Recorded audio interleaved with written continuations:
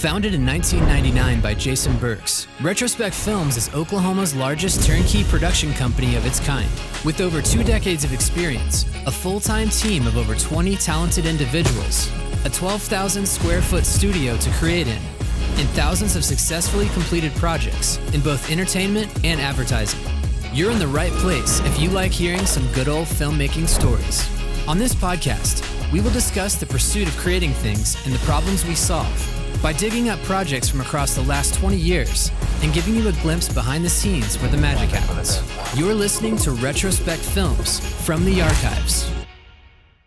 Hello, everybody, and thanks for joining us on Retrospec from the Archives, where we dig into the pursuit of capturing things and discuss the problems we solve in that process. With me today, we have Brandon Forbes, producer here from Retrospec Films, and also director of production, pre-production, all the things. All the things. Yep, all the things. And we've got Jessica Hightower. Let's see, your title is always changing too. We are special projects coordinator, but we are producer, we are client manager, we are telling Jason to sit up straight. All the things. All the things. Somebody's got to do it. Somebody's got to do it. If Taylor's not here, I'll let you know. Yep, you'll come throw something at me in my office. Appreciate that. So today we are going to discuss a very unique project that is special and valuable to all of us. We got a call back in, I think it was December, like the beginning of December, from ICG, which is a really awesome ad agency in Oklahoma City, about doing a commercial for Oklahoma Department of Mental Health and Substance Abuse. Yeah, I always say it in the wrong order. And it was a unique creative because the idea was, how do we put together something that would be potent enough that people would watch it, it would stand out, they might even talk about it, create a little bit of buzz. But the idea of how do we get people to take their mental health a little bit more seriously, specifically in this creative was men, and men in probably the 28 to 45 category, which actually, due to a lot of the studies, et cetera, is a group that tends to ignore mental health. And the results of that can be all across the board, from drug abuse to even suicide. And so a lot of these initiatives are, how do we get people to take some things a little bit more serious?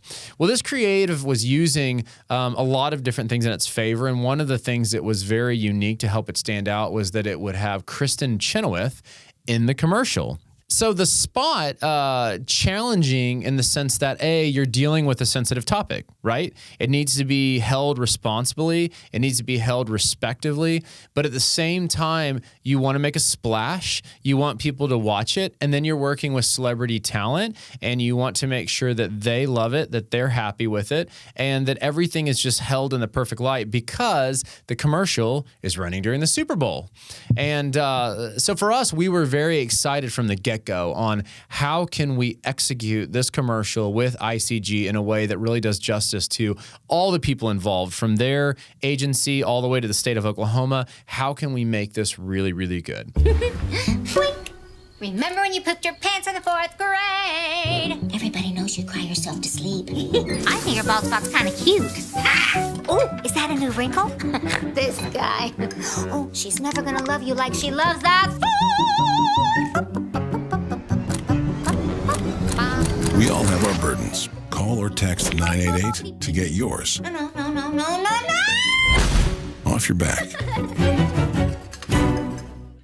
So let's start, I would say, maybe with you, Forbes. Let's talk a little bit about your perspective. Obviously, this is a commercial that you were the producer on. I was the director DP. I'd like to get maybe some of the beginning steps that you take or did take on this project to be successful in the execution. Yeah. So, I mean, one thing, whenever we get projects like this, especially from ad agencies that have already, the concept was there. They had the storyboards, they had the mood boards. I mean, it was pretty much fleshed out. They're like, we just need a production company to partner with to create this. Everything, a lot of the legwork had been done by them, which was great. And it allowed us to move quick, which was good because we had to be filming, I want to say it was like 4 weeks from the moment that we were like awarded the project to like when we needed to be filming. But 2 of those weeks had happened to coincide with like Retrospec closes for Christmas for a good chunk of time because we work really hard throughout the year and we're like, we can take some time off. And so that was kind of the initial like, okay, there's always something like a little curveball, and that was the curveball. And this one was, okay, vendors are going to be out of town. It's already quick, it's fast, and then we're coming back and filming 3 days after the new year. And so it was like, okay, we need to start getting contacts out immediately. So once, even before we got the project, we put out all the information, sent them everything that they asked for. And then I think we just started calling people like, okay, we need location scouts. We're going to need trailers because, we've dealt with talent of this, level before, but they've usually handled a lot of like the care and the craft and all of that is usually more on their end. But this was like, no, like as a production company, we're taking all of this on. And so like trying to find a team in Oklahoma City that can scout while we're still on shoots and still operating, finding vendors all over that can really do a good job. That was like the first thing was like, okay. And then coming up with the numbers for those, like, let's figure it out and make sure it makes sense for us to really dive in and go like, okay, we're going to blow this out of the water. Because like you said, we're dealing with Kristin Chenoweth, who was awesome to work with. And we had heard nothing but good things. So that was kind of nice going into that. You weren't really stressed. But we were going to have upwards of 50 people on set.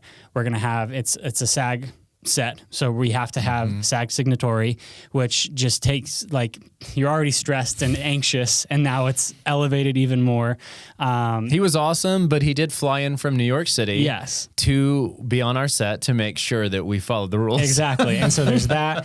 And then Kristin has like almost 5 to 10 people that are with her specific for all these different roles. And so it's like, there's how do we care for all of these people, but then also care about the production as well. And so it's just, it's a little different than what our just day to day is. But I feel like we really like every time we rise to the occasion, we partnered with some great people. And I mean, I think we killed it personally. Yeah. Jess, why don't you talk a little bit to some of your role? And obviously you were supporting, myself, but also mainly Brandon in different categories. Talk a little bit about the things that you were focused on this production. So on this production, I was focused on a lot of the wardrobe and the art direction and getting all of the props. And it was in that 2-week period where we were out, the office was closed. And so I was on my laptop, like ordering all these articles of clothing and all these things off of Amazon, Walmart, Target, JCPenney's, all these places. And, Christmas was coming up. And so all these things slowed the shipping process down. And I was like, please make it on time. Please make it on time. I swear. But it all made it on time. It was actually really fun to decorate the bedroom scene, the dining room scene, especially. And I did a lot of that. And then when we went the day before the shoot, we were moving furniture all around and decorating the scene and just making it look like live, laugh, love was the motto. Like sitcom-y type style. So just making the house look like that was really fun and outside of my design because I'm very like modern industrial type stuff. So it was a lot of fun to pick out everyone's clothing and that house was perfect. Yes. Like, I mean, going into it, eclectic. Yeah, we have pictures of what it probably looked like before, and it was still decorated for Christmas. And so the locations team came in almost 2 days before and had to start packing stuff. But I remember even once they pulled it all, we were like, oh man, this is like, we still had to do quite a bit, but it was like 80% of like the groundwork had really just been done by the homeowners over the past however long they lived there. She had the perfect dining room table and the perfect bed with the perfect side tables. It was amazing. I will say, just to speak a little bit to the shooting side of it, and I guess what went into the pre-pro, this one was a little bit hard for me because the main scene was at nighttime. Yeah. And so that was like a real struggle. And, I still have thoughts. Like when I watch the spot, I still have these various little thoughts where I'm like, did I do that right? I think I did that right. Because it was like, shooting it at night would have been not fun, probably for Kristin and many others that are involved. So it's like, we're not going to do that. when we picked the location, the geometry and the room and the architecture worked, but like behind them was nothing but a wall of windows. And so I had a plan on blacking those, and we did, and it worked.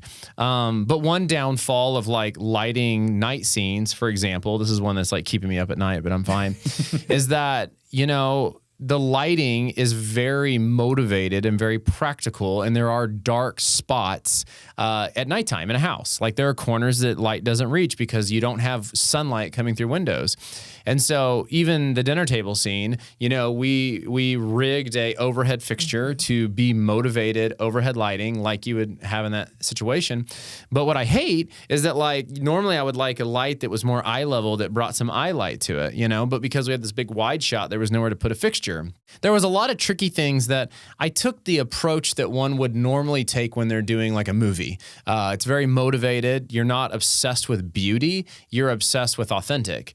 But that's also hard because you're working with like Kristin Chenoweth, you're working with a celebrity, you're working with all these SAG actors. It's a spot that's running in the Super Bowl. Like, you want it to be beautiful, but at the same time, you want it to be real. Yeah. And that was a struggle for me. It's still something that when I watch it, I kind of like, you know, we did the color grading on it, and I was like, can we do this? Can we do that? Can we put a little bit there?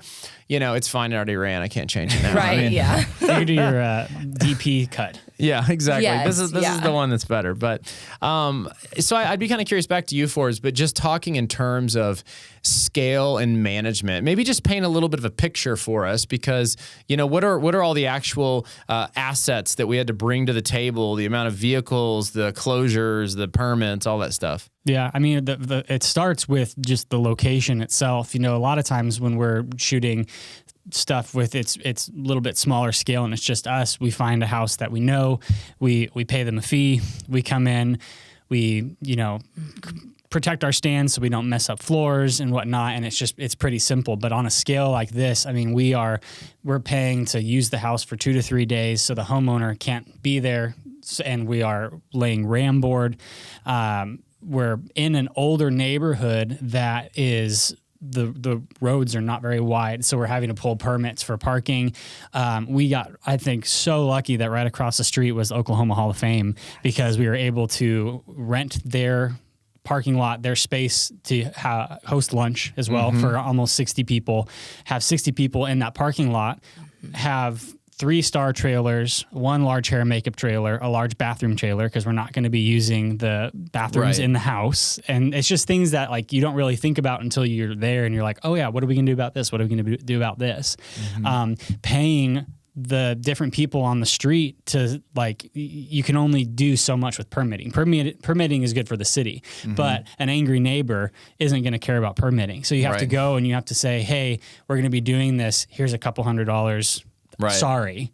And so there's just all these different nuances that go with that. And then, okay, you're on the day. Well, we can't get there too early because we're going to have generators going, and you can't have noise in that neighborhood like earlier than 7 o'clock. And so there's just so many things that like have to fall in line into place to make the schedule okay. And then, like you said, with SAG, 8 hours.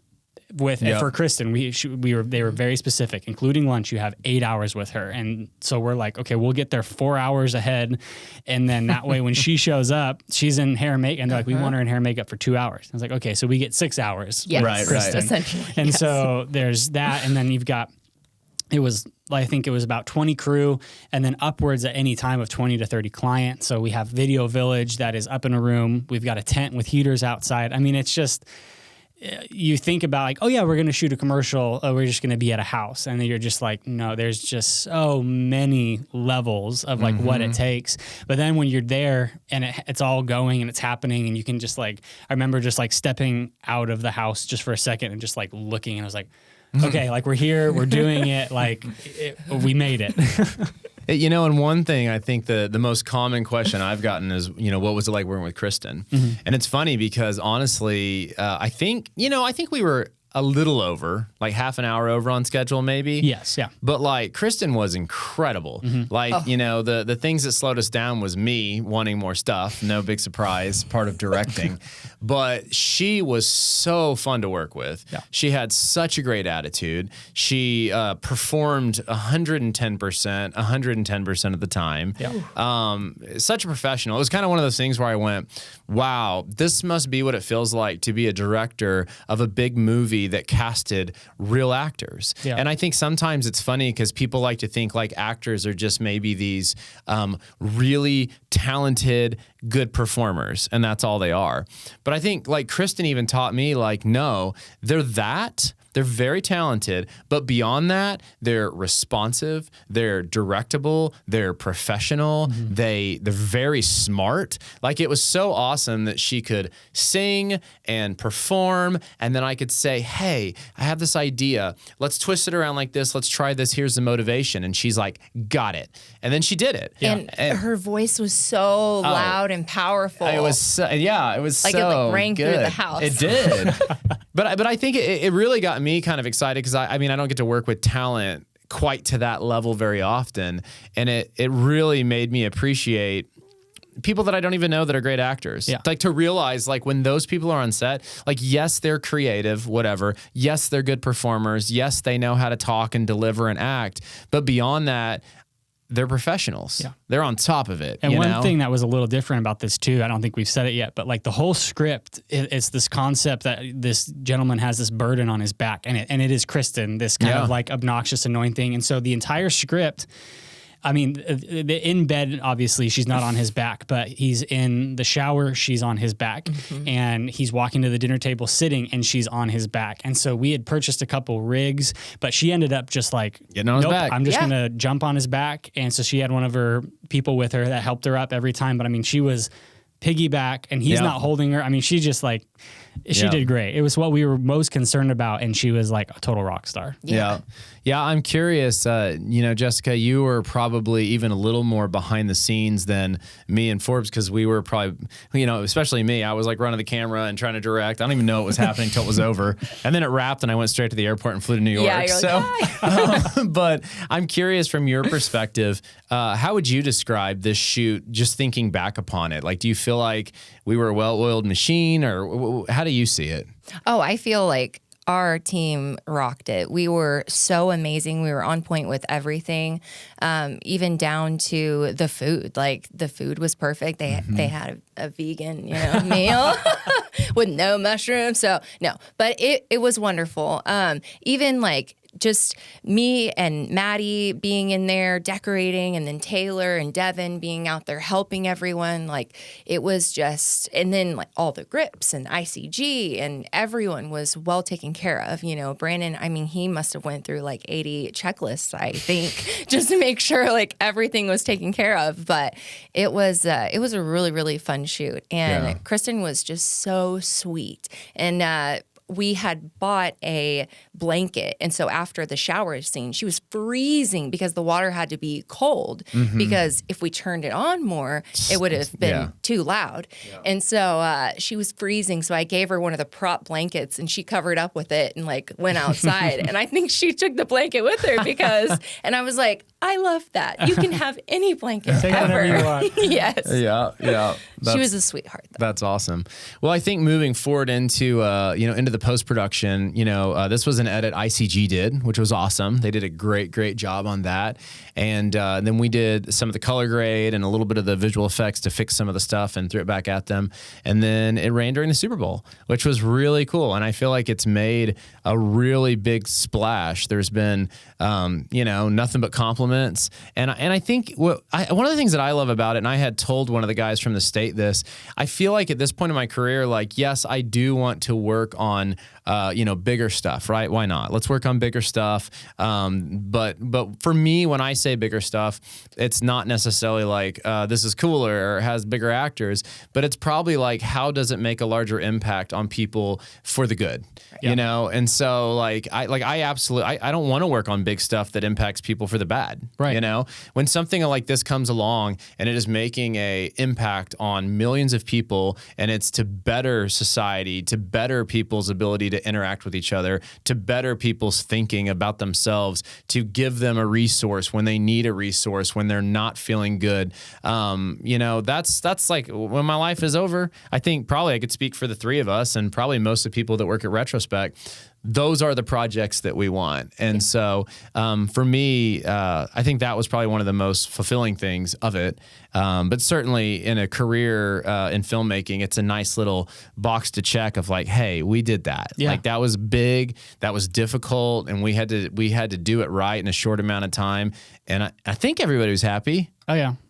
Everybody. I mean, from what it seemed like, even like leading up to it, I mean, all the pre-pro meetings and then on the day and then afterwards, everybody was just more than gracious with everything. And it's always like those types of shoots are always huge reminders that, one, I'm thankful for everybody at Retrospec, because I think, I mean, we probably pulled almost 80% of our staff for that, and then still obviously have to go to external freelance, and like having such amazing contacts and companies in Oklahoma that are all like in it for the same reason, on the same page, working with ICG, who's like came up with this awesome idea, but it has a purpose and a meaning. And you know that like, you're not just creating a 30-second ad for whether it be a car company or like a restaurant or something, which those are great and they're fun and you love to work on them. But then when you see it and you're like, okay, it looks good. It was fun.